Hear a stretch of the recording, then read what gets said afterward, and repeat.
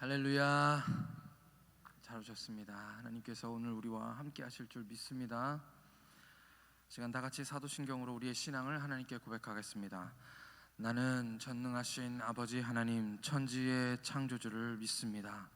나는 그의 유일하신 아들 우리 주 예수 그리스도를 믿습니다. 그는 성령으로 잉태되어 동정녀 마리아에게서 나시고 본디오 빌라도에게 고난을 받아 십자가에 못 박혀 죽으시고 장사된 지 사흘 만에 죽은 자 가운데서 다시 살아나셨으며 하늘에 오르시어 전능하신 아버지 하나님 우편에 앉아 계시다가 거기로부터 살아있는 자와 죽은 자를 심판하러 오십니다. 나는 성령을 믿으며 거룩한 공교회와 성도의 교제와 죄를 용서받는 것과 몸의 부활과 영생을 믿습니다. 아멘. 찬송가 70장 우리 하나님께 올려드리겠습니다.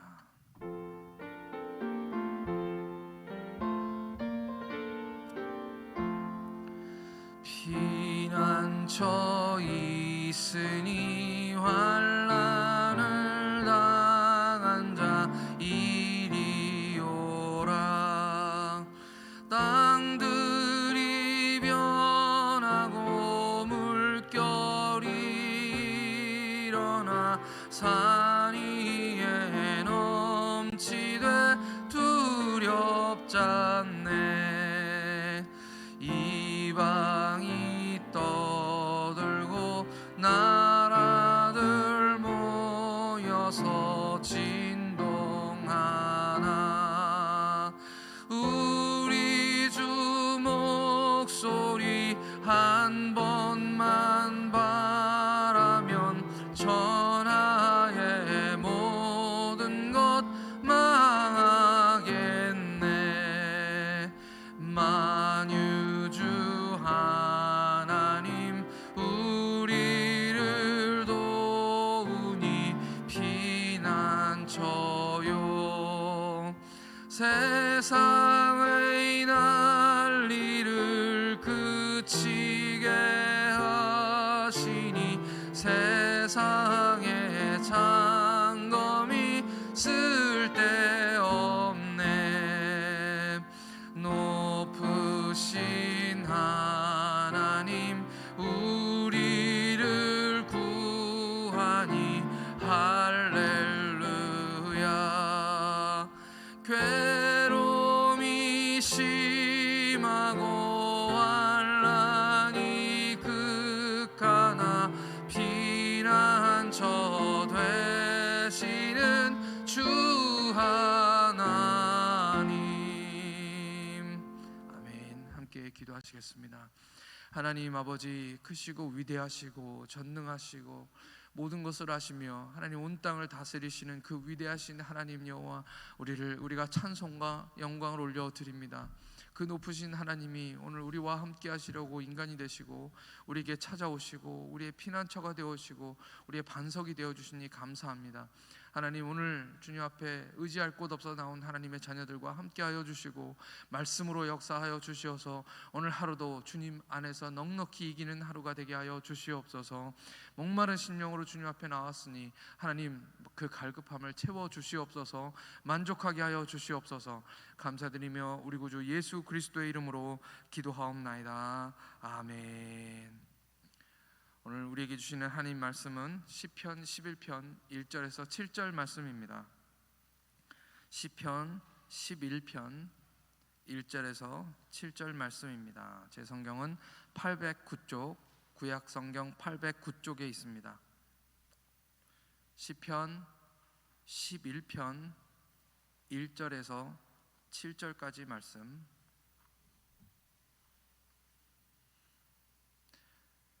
다 찾으셨으면 한 목소리로 천천히 같이 읽겠습니다. 시작. 내가 여호와께 피하였거늘 너희가 내 영혼에게 새같이 내 산으로 도망하라 함은 어찌함인가. 악인이 활을 당기고 화살을 시위에 먹이며 마음이 바른 자를 어두운 데서 쏘려 하던도다. 터가 무너지면 의인이 무엇을 하랴. 여호와께서는 그의 성전에 계시고 여호와의 보좌는 하늘에 있으며 그의 눈이 인생을 통촉하시고 그의 안목이 그들을 감찰하시는도다. 여호와는 의인을 감찰하시고 악인과 폭력을 좋아하는 자를 마음에 미워하시는도다. 악인에게 그물을 던지시리니 불과 유황과 태우는 바람이 그들의 잔에 소득이 되리로다. 여호와는 의로우사 의로운 일을 좋아하시나니 정직한 자는 그의 얼굴을 배우리로다. 아멘. 할렐루야. 우리 주님의 이름을 찬양합니다. 저는 새를 생각하면 하늘을 유유히 날면서 자유롭게 어디든 날아가는 그런 새가 머릿속에 그려집니다. 아마도 어릴 적에 제가 들었던 노래들이 새들을 그렇게 묘사하고 있기 때문인 것 같습니다. 하지만 새도 여러 종류가 있지요. 어떤 새는 독수리처럼 긴 날개를 펴고 하늘을 날면서 눈을 부릅뜨고 용맹하게 나는 그런 새도 있지만, 참새처럼 몸집이 작고 부리도 작고 날갯짓도 아주 앙증맞은 그런 새들도 있습니다. 오늘 말씀 1절에 나오는 새는 독수리처럼 큰 그런 새가 아니라 광야에 사는 아주 작은 새를 말합니다. 사냥꾼이 총을 쏘면 사방으로 흩어지는 아주 그런 작은 새들이죠. 사실 어떤 사냥꾼도 이런 작은 새를 잡기 위해서 총알을 낭비하지 않습니다. 하지만 이 작은 새들은 언제나 두렵습니다. 무섭기 때문에 작은 소리에도 크게 반응하면서 화들짝 놀라 도망가기가 일쑤인 것입니다. 많은 학자들은 오늘 읽은 시편 11절의 말씀이 다윗이 사울을 피해서 도망 다닐 때 쓴 시라고 이야기합니다. 말씀을 깊이 읽어보면 그게 맞는 것 같습니다. 1절의 말씀을 함께 읽겠습니다. 1절 말씀 시작. 내가 여호와께 피하였거늘 너희가 내 영혼에게 새같이 내 산으로 도망하라 함은 어찌함인가. 다윗에게 이야기하는 사람들은 아마도 다윗을 많이 아끼고 사랑하는 그런 사람들일 것입니다. 그런데 그들이 말하기를 산으로 도망가라 라고 이야기하고 있는 것입니다. 제가 한번 이것을 사극 버전으로 읽어드리겠습니다. 부하들이 이렇게 얘기하고 있는 것이죠. 장군, 피하셔야 합니다. 사울의 군대 3천이 장군을 잡기 위해 온 나라를 이잡듯 뒤지고 있습니다. 일단 산으로 피하시는 것이 나은 줄 아옵니다, 장군. 제가 연기를 잘 못해서 어색하게 읽었지만 사실은 더 멋지게 하려고 연습을 했었는데 잘 안 됩니다, 새벽이라서. 어쨌든 우리가 볼 때 이 장군을 아끼는 수하의 그 부하들이 지금 다윗에게 도망가라고, 산으로 도망가라고 지금 아주 전략적으로 이야기하고 있는 것이죠. 팔레스타인의 지역은 산지에 동굴들이 많습니다. 그렇기 때문에 그 많은 동굴들 중에 하나에 숨으면 찾는 것이 그렇게 쉽지 않기 때문입니다. 그런데 다윗은 이렇게 말하고 있습니다. 나는 이미 여호와께 피하였는데 나에게 산으로 피하라고 왜 그렇게 말하는지 모르겠다. 내가 겁먹은 작은 새냐? 라고 이 시편에서 쓰고 있는 것이죠. 지금 다윗에게 피하라고 이야기하고 있는 사람들이 어떤 마음을 가지고 이야기를 하고 있을까요? 그들은 두려운 것입니다. 사실은 어떤 사람이든지 이런 상황 속에서는 두려워할 수밖에 없습니다. 다윗은 자신의 상황에 대해서 잘 알고 있습니다. 2절의 말씀입니다. 2절 말씀 같이 읽겠습니다. 악인이 활을 당기고 화살을 시위에 먹이며 마음이 바른 자를 어두운 데서 쏘려 하는도다. 자신을 죽이려 하는 자들이 현재 지금 화살에 살을 먹이고 그리고 당기고 어둠을 틈타서 보이지 않는 곳에서 금방이라도 쏘려고 준비하고 있는 상황을 지금 이야기하고 있는 것입니다. 실제 상황도 그러했습니다. 언제 어디서 지금 사울이 보낸 그 대적자들이 다윗을 죽일지 모르는 그런 상황 가운데 실제로 있는 것이죠. 죽음이 임박한 상황, 이리저리 몰리고 쫓기고 구속으로 달아나서 사면초가 고립무원 진퇴양난의 그런 상황에 빠져 있는 것입니다. 지금 다윗에게 산으로 도망가라라고 충언하는 사람들은 그들 자신이 사실은 더 두려워하고 있는 것입니다. 3절의 말씀을 읽겠습니다. 3절 말씀 시작. 터가 무너지면 의인이 무엇을 하랴. 어찌 보면 갑자기 터가 왜 갑자기 나왔나라는 그런 생각을 하게 되는데요. 이 터가 무너진다는 뜻은 두 가지의 뜻을 가지고 있습니다. 첫 번째로는 개인적으로 닥친 그 위기 때문에 삶의 모든 기반이 흔들린다라는 뜻이고요. 두 번째로는 국가적인 기반이 모두 흔들렸기 때문에, 무너졌기 때문에 기초적인 법이나 도덕 그 간단한 것조차도 다 무너져 있는 그런 상태를 말하고 있는 것입니다. 다윗에게는 이 두 가지가 다 해당된다라고 이야기할 수 있습니다. 지금 사울이 하나님의 법을 무시하고 군대를 동원해서 죄 없는 다윗을 쫓고 있는 것입니다. 온 나라가 하나님을 알지 못하는 왕으로 인해서 영적, 도덕적 모든 기반이 다 무너져서 하나님의 종인 다윗을 핍박하고 있는 그런 상황인 것이죠. 그로 인해서 다윗 그 한 개인의 모든 안전이 무너지고 죽을 수밖에 없는 그런 위기에 봉착해 있는 것입니다. 그래서 다윗이 말합니다. 이미 터가 다 무너졌는데 과연 의인이라도 무엇을 할 수 있겠느냐라고 지금 탄식하고 있는 것입니다.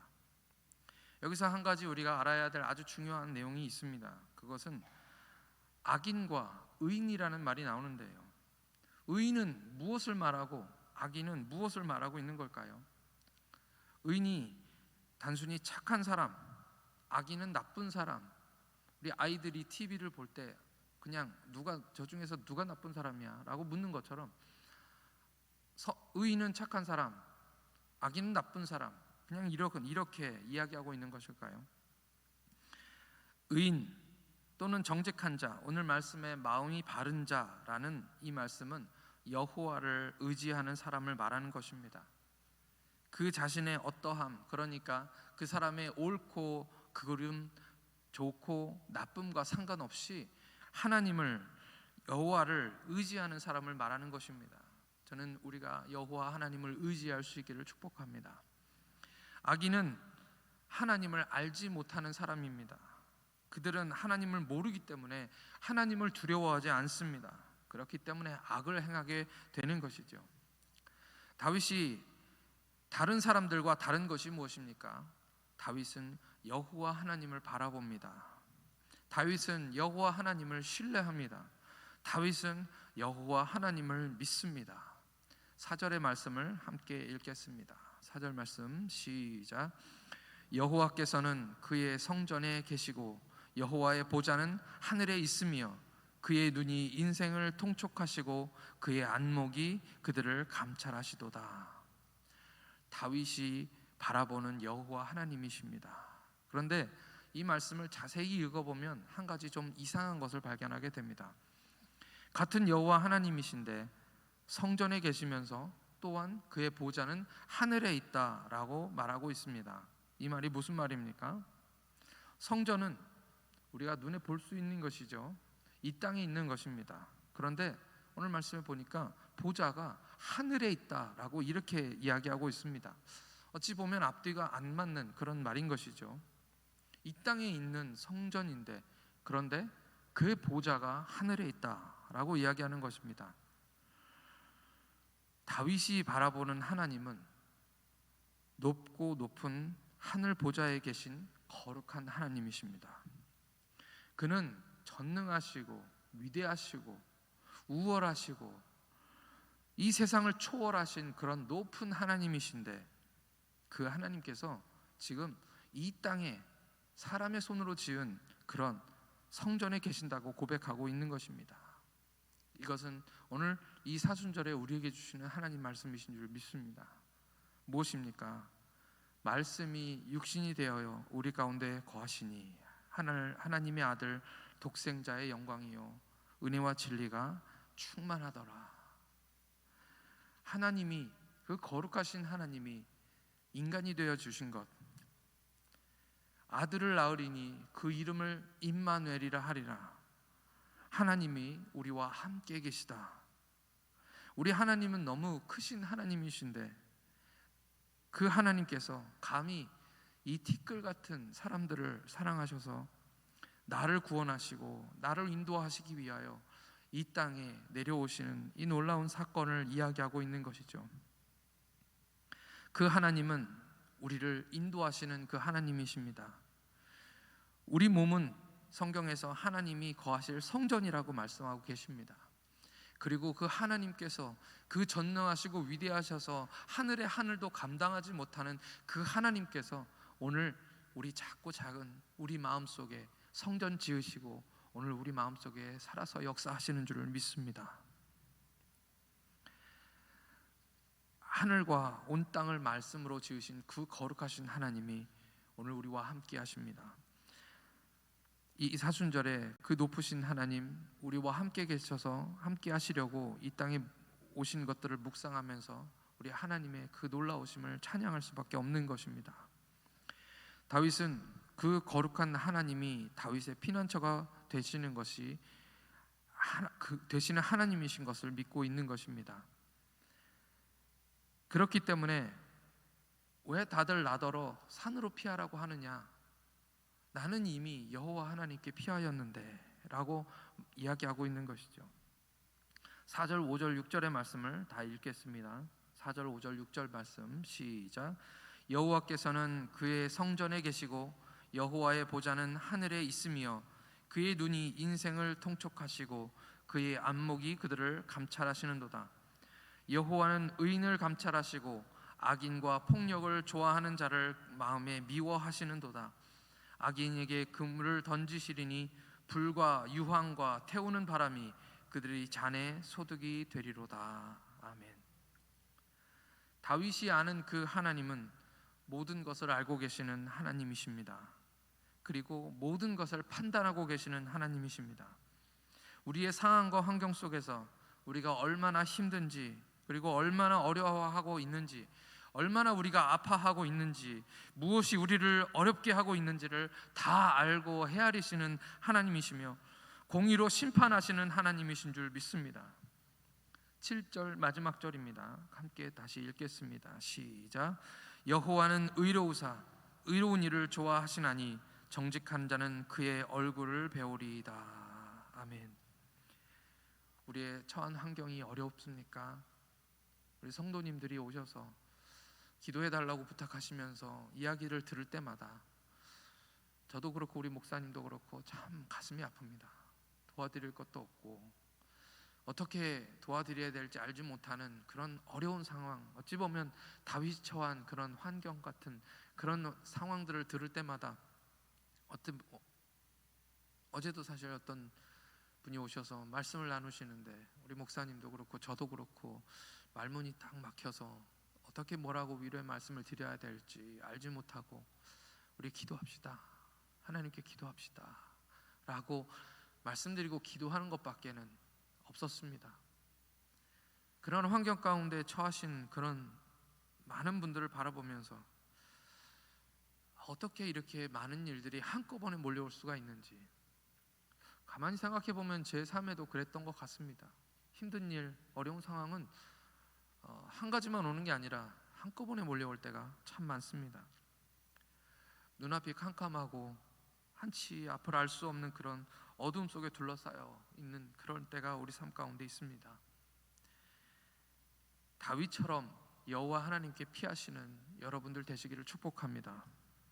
하나님은 다 알고 계시고 다 보고 계시고 우리의 삶 가운데서 모든 것을 다 계획하고 계시며 온 세상을 움직이시는 위대하신 하나님이시지만 우리 개인의 한 사람 한 사람의 어려움과 삶의 기도의 제목들을 다 보고 계시고 그 모든 것이 한치 오차도 없이 다 완벽하게 움직이도록 퍼즐처럼 하나하나 다 맞추시는 하나님이심을 믿습니다.